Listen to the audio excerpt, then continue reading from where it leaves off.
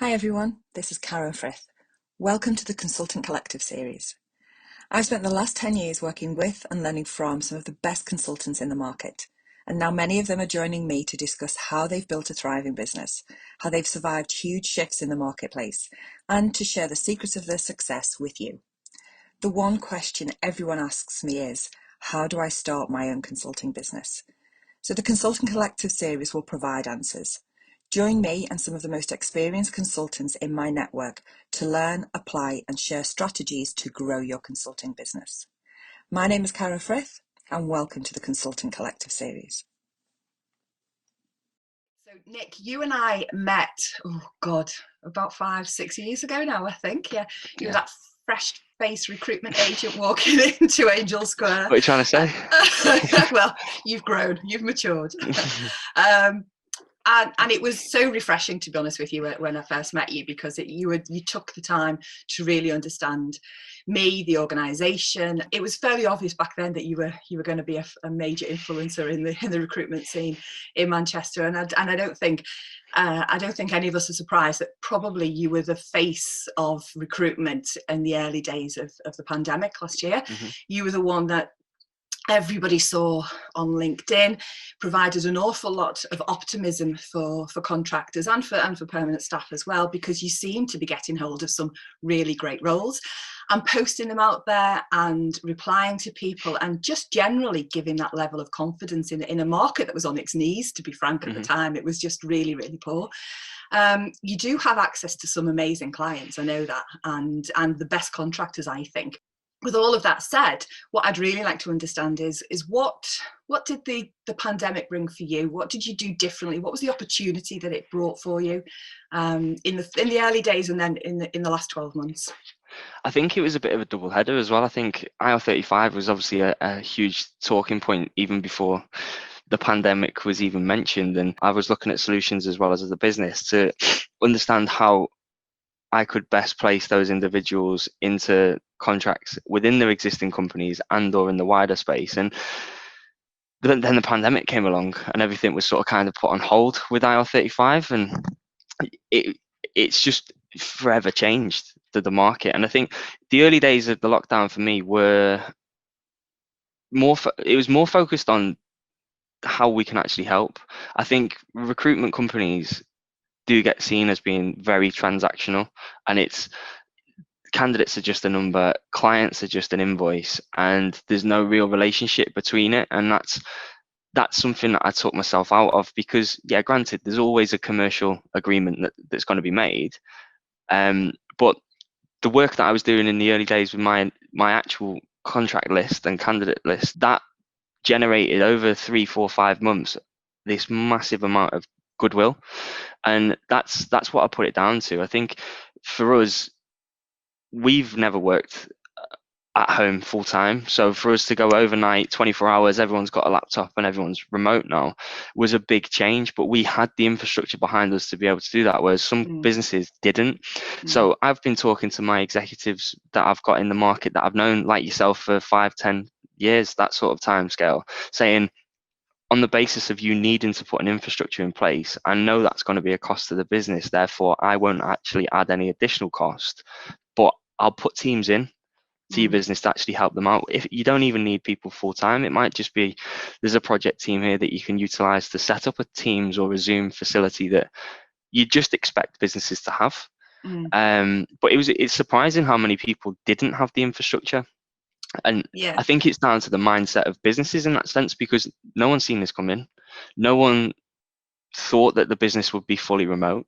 And if anything, we both know that people build trust, don't they, when they go in on site. It's very much the early days of a contract engagement is, the candidate can work 1 day a week from home, but they need to come in for the first 6 to 8 weeks to build that level of trust and understanding. Whereas overnight, it was just like, right, everyone's at home. And the trust was given back to the candidates in that sense. And did you find that candidates who had worked with clients previously, because that know, like, and trust element was there, were easier to put back into the client base than brand new relationships forming. You know, from my point of view, I heard an awful lot of, I've only ever worked in retail. The retailers aren't recruiting at the moment, and you know, I'm a big advocate of spread your market. You know, understand different markets and make sure that you're never at the mercy of one particular market. Did you notice that a lot of clients were recruiting the same contractors that they already knew? Was that an element? I think that, yeah, that was obviously something that was quite obvious. And I had this conversation yesterday with an individual in particular, and it's always easier to go and get someone that you know. And it surprises me that the market doesn't do that more. If, for example, you were hiring at the start of March last year, and you went into your network and you found in particular a person that obviously was worked for you before, you wouldn't need my help. But what I was also doing in the background was actually identifying people that had worked with people previously that the client didn't know was actually available or could pick up additional work. Because something I'm promoting a lot is actually having multiple clients at any one time. I think people actually think, oh, I need a job. I just want one job 5 days a week, and that'll do me then for 6 months. And then they turn their personal brand off while they're in a job, and then finish obviously that gig. And then before they know it, they're on the market 4 to 6 weeks again, trying to find something else. And yeah, I was advising candidates basically that you can't turn this personal brand off. You have to keep it online all the time. And there's a difference online and offline. And it's something that I spoke about a couple of weeks ago on another webinar. But there's no sort of magic pill to recruitment. There's no sort of one size fits all. It's all about relationships and putting people into organizations that are known. Is obviously going to be the quickest and easiest way. But we did have a lot of success from referencing candidates and putting those into organizations through the client's network. So again, if I had someone that was available, I'd use your background and go and find people in those organizations that you might not know personally, but your other colleagues did, and then you can lean on them to get them into the organization. So that was a way that we built the trust as well. You get some really good roles, and I know your network's brilliant. So, you know, when you post it on LinkedIn, is it just really just to keep the profile high? Is it just, you know, do you find new talent through LinkedIn? Do you post on job boards these days, or do you just literally stay with LinkedIn and then your network? So for me personally, I only use LinkedIn to advertise my roles. I won't put my jobs out on any of the job boards, because by the time that job's been posted and the sort of end date of that job, the individual started just due to the network that we've got. There's a topic, well, I say a topic, there was an individual that asked me the question, are these jobs live that you post? Because we never get any sort of feedback on them. We don't understand if anyone started. And I just said, look, I'm too long in the tooth with this to be posting what people call dummy jobs in the market. I was like, I do not want to sift through 5,000 CVs for something that doesn't exist. And there is an element of putting it out there to continue the sort of high profile piece to say, look, I have got this work. This is something that I'm actually recruiting. But we do get a good response through LinkedIn. And I've placed a number of people over the last sort of 6 weeks in particular that are specific to Salesforce that I've not necessarily had exposure to without LinkedIn. I think my approach is I will go and work directly with people that I know and trust within those sort of markets, but and then take their word on people that they trust, and their reach isn't necessarily the same as the LinkedIn approach. So I do post it from a brand point of view, because I'll never turn that brand off. But if I post a job, it is genuinely because I don't know someone already for that role, and I try and attract interest in that respect.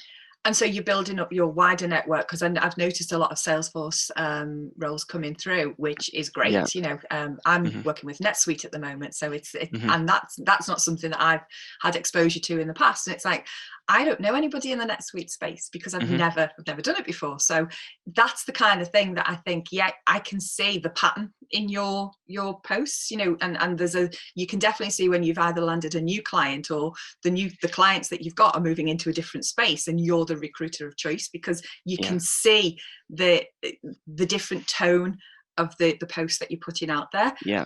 And again, that's what I try and teach the contractors that I work with. Read the room, read the market, see what people are doing and see the temperature across. And if Salesforce is a big thing and you've worked on a Salesforce project a couple of years ago, make sure that that's the kind of content that you put on the first page of your CV, because nobody's going to read page 3 just because it happens to be and you've been a great a great project manager in another, for I don't know, retail EPOS systems, that's not relevant. So make sure you talk about. Nobody's going to get to the content that is relevant. So that's good. So did it also increase profile with future clients? I mean, a lot of people I certainly know clients who were when other agencies went dark and you were very, very visible on LinkedIn, future clients were ringing me up saying, what's this guy like? Sounds too good to be true. I was like, he's getting them. Nobody else is. So give him a call, have a speak. Did it expand your client book as well? Yeah, massively. And that wasn't necessarily the intention. My intention was just to basically get good people within that network. But if I get someone that is specific to one area and there's a real sort of niche and a focus, it goes back to the sort of trend that you said there. Yeah. There's a very good chance that I'm going to place that person within probably a week. And then references from that individual around people that they've worked with, I then get more people within that specific vertical. And then again, I'll place those people within a week to 2 weeks. Yeah. And it continues and it rolls. So yeah, granted, like Salesforce is a hot topic at the moment within the market. As we mentioned earlier, obviously March last year, everyone's got an on-premise infrastructure. Yeah. Cloud was the hot topic, and it was like, right, we need everything in AWS or Azure. And for probably 3-4 months, that was all I did. Architects within that space. I didn't necessarily know anyone at the time, but again, by speaking to heads of ITs and CIOs that I've worked with, it was relatively straightforward to pick up. So I think the way that the market's moved, if you are a specialist in what you do, it is going to be a lot easier to obviously get a job because you are being brought in for a specific project. The more generalist skill set needs to be tailored to actually what it is that you really want to focus on. And like you said before, you don't focus on a specific vertical or like a sector. It's you go in there to actually add value to a client, and at that time you align your sort of offline presence with that client to ensure it's what you need and what you want. If you know the fundamentals, you can go into any space and you can do it as long as you put in the sort of day-to-day process. It's standard. But I know a lot of project managers have told me in the past that their expertise is being a project manager, so they don't feel that they need it. They're agnostic to the industry, and I've gone, you know what, you've got to add value. So you go in, that's your base level product offering. What's the wow factor? The wow factor is you can do and you understand the language that the client talks. If I'm an accountant, I could go in and do finance and talk to the finance team and really implement. That's what I'm currently doing with NetSuite, really dragging out my finance knowledge from 20 years ago, thinking, okay, I can talk their language. For the past 12 months, I've been talking to advertising agency marketeers, and I'm thinking, okay, I don't know their language, but I can learn it, but they don't know mine. And I'm bringing the discipline of program management into a space that just doesn't have that discipline. Creative, trying to herd a load of creatives together to actually deliver something to a plan it's been a challenge. It's great, and I've learned an awful lot off them, and now that's another thing that's in my toolkit going forward. So it's effort, and I think it's underestimating anybody running a business, and contractors are running a business, to think that they don't need to put the effort in. So and something we talk about internally all the time is like you said, project management, you can see it as being quite fluffy, and it is a skill in its own right, going into an organization and herding cats in the nicest way possible. But in the past, we could put 2 CVs in front of a client, right? One could be ticking 9 out of 10 boxes, but not matched culturally and sort of personality. The other person could hit the nail on the head with the culture and personality and their communication style, but only tick 4 or 5 boxes out of 10.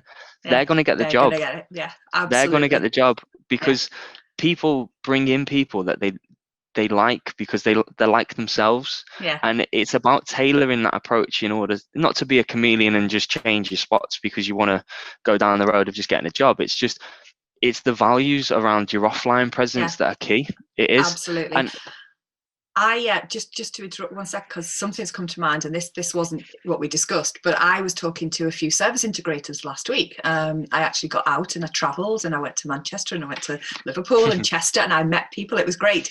And what they were saying is that they're relying very heavily on AI now to do some screening with video interviews. Because there's not that presence in the room, what they're looking for are the cultural fit. How do you hold yourself? And a lot of contractors, even now, I will get my team. I've got about 50 contractors who can come on a pulse call with me. Half of them don't even turn their camera on, and I'm like, guys, you've got to get your. I hated doing this when I first started it. It was just uncomfortable. But you've got to turn your camera on. That's not going to go away. And the global market is out there now. I've got clients in America now that I will hardly ever see, unless we're allowed to fly again. People just don't do that. But I'm seeing that I've been told AI is going to take a hell of a lot more of the heavy lifting out of that cultural thing as well, because people can't physically meet each other. So I don't know if you've heard anything about that.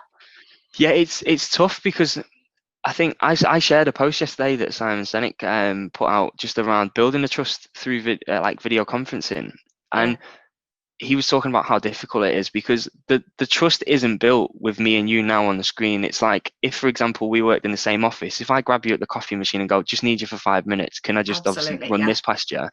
Those touch points disappeared when this came in. And it's not to say that we can't do that, because we genuinely can. It's just around obviously being a little bit more proactive and actually booking the time in.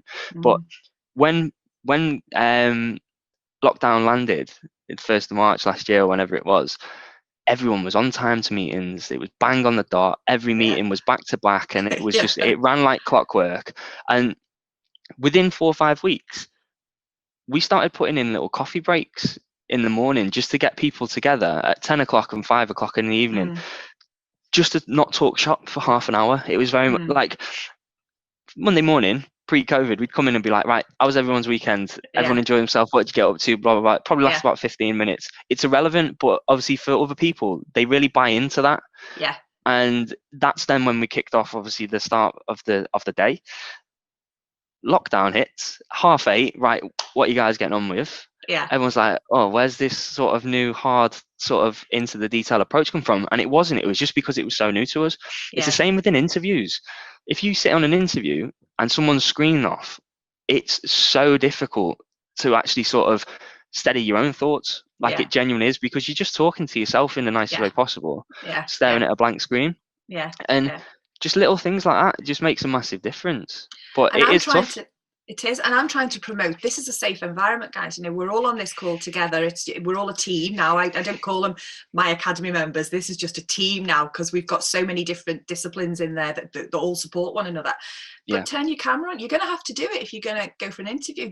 It's a safe environment. We don't care that you've got a cat walking across the screen. We don't care.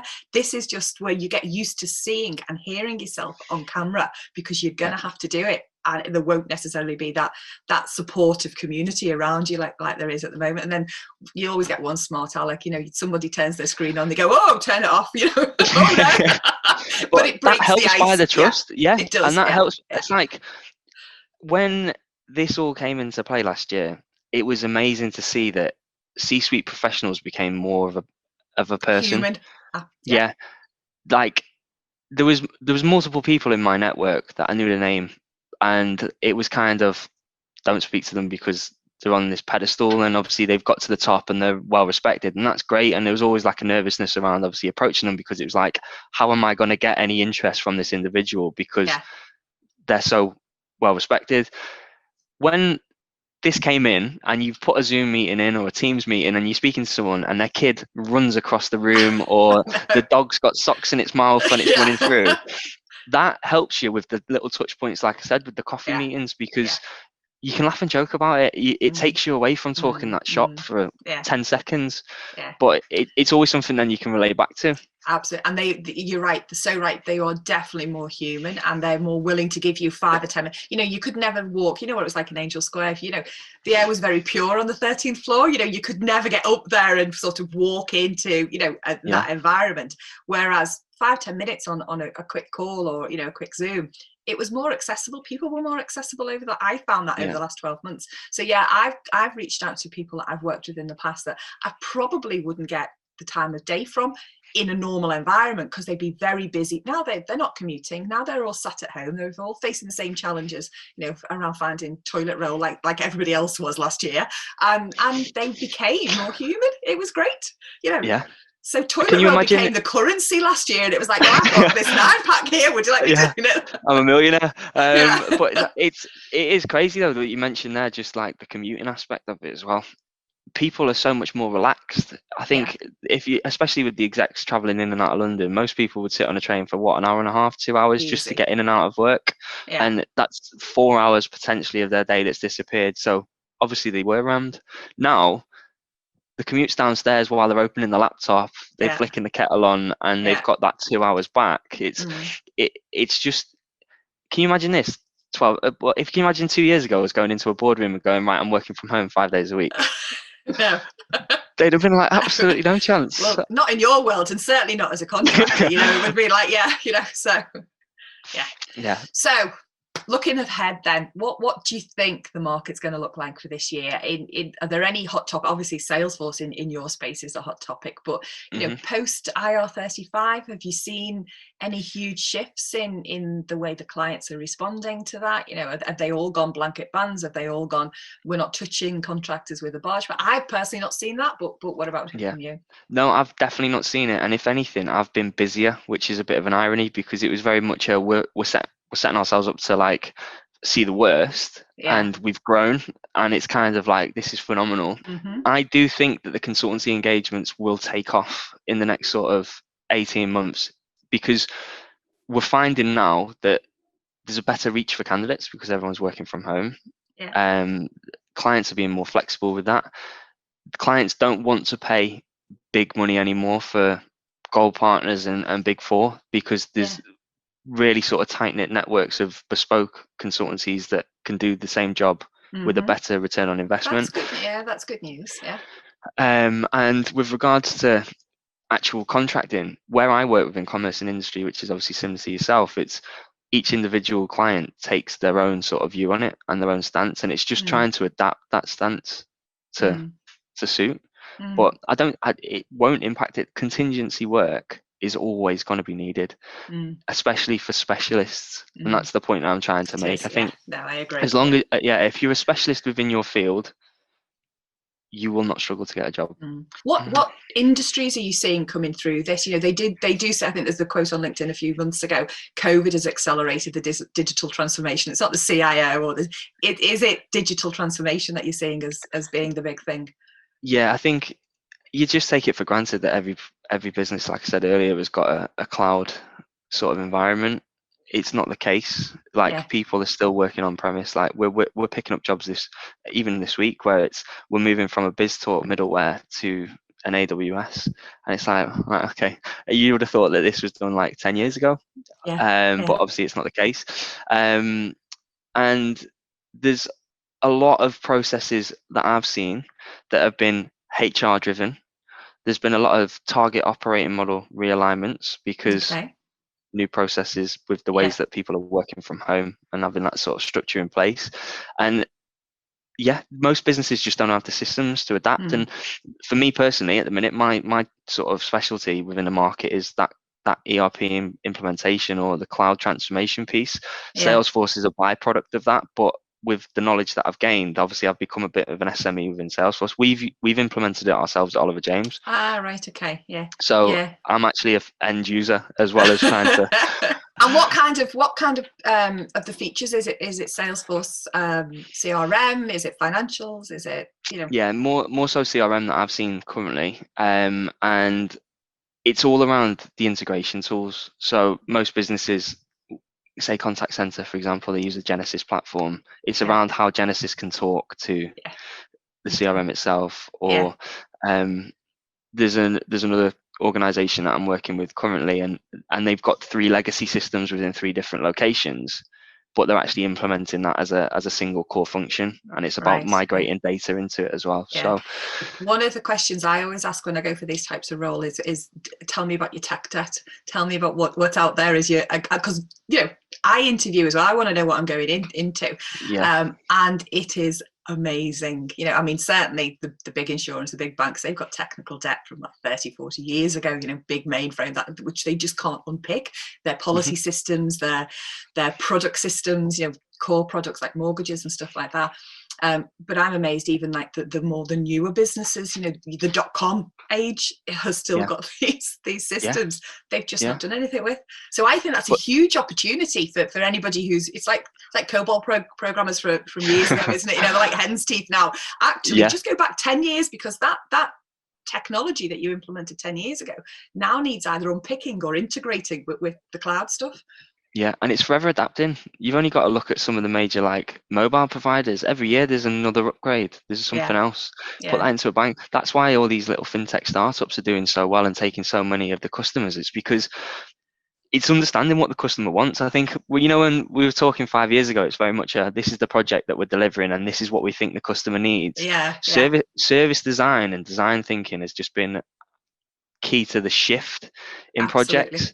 And some of the work that they do is phenomenal, and it's actually, we've got you evidence of what your customers want, so you need to adapt your systems to this. Otherwise your HSBCs, your RBSs, you're going to lose customers to your Monzos, to your Starlings, because people who are 20 and 25 don't want to be sat on a phone talking to an automated system. They just want to go online, download something as a chat and say, right, there's your money, sorted. Absolutely. Well, there's a thing out in the market at the moment, isn't it, about how you can get paid daily?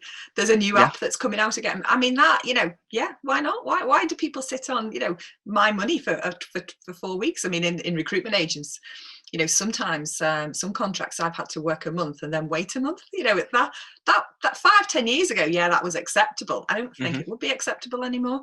So no, tech debt is the big thing for me. I think if we can get people thinking like that, and your comment about that design thinking, that's one of the lessons I teach, because I go, okay, take yourself, not what your product is, but take yourself right back to what your customer's problem is. And then go a step further and empathize with those problems. And once you've got that empathy and you can actually go, oh my God, I can actually solve your problem, you come across as being very authentic. You know what your service value is. And then you're a premium product then, so you can sell for higher than the market rate. Yeah, and your target audience isn't one personality. It's multiple. So if you understand, if you've got 11 personalities and you can tailor your approach to each different personality within a business, you're going to get a lot more value add from the customer, because they're going to buy into you more.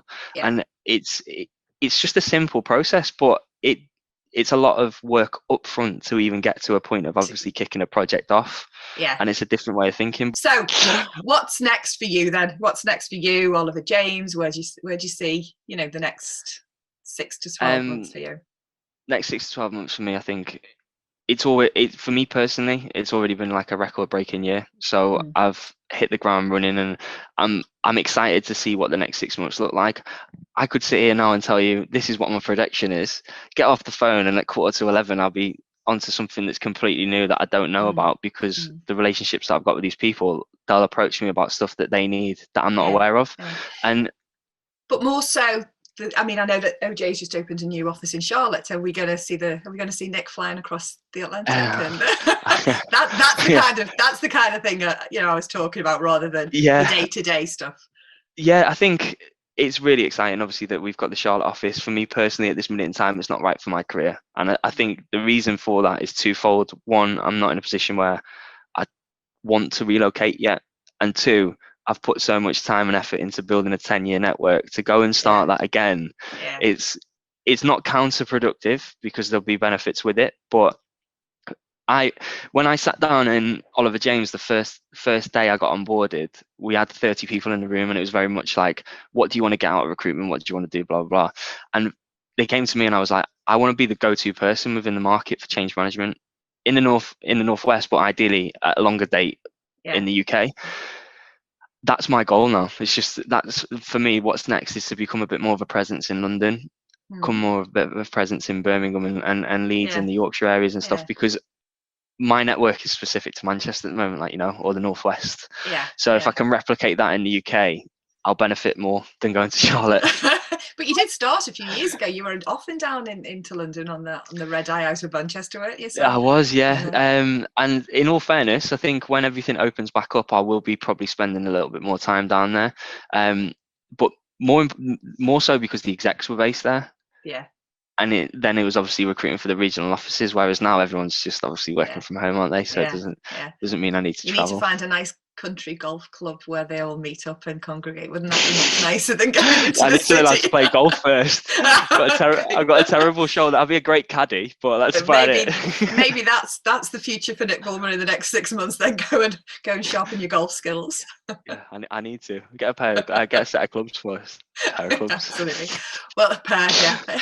Well, listen, I am going to let you go. Thank you so much for your time. I've really enjoyed the conversation. I always enjoy talking to you anyway. So, I look forward to catching up with you in person as well. Absolutely. I can't wait until we can meet for a beer in Manchester. So you take care. Yeah, take care of yourself. Cheers. Take care. Thanks I'll speak a lot to you for soon. that. Bye-bye. You too. Bye-bye. Bye. Bye.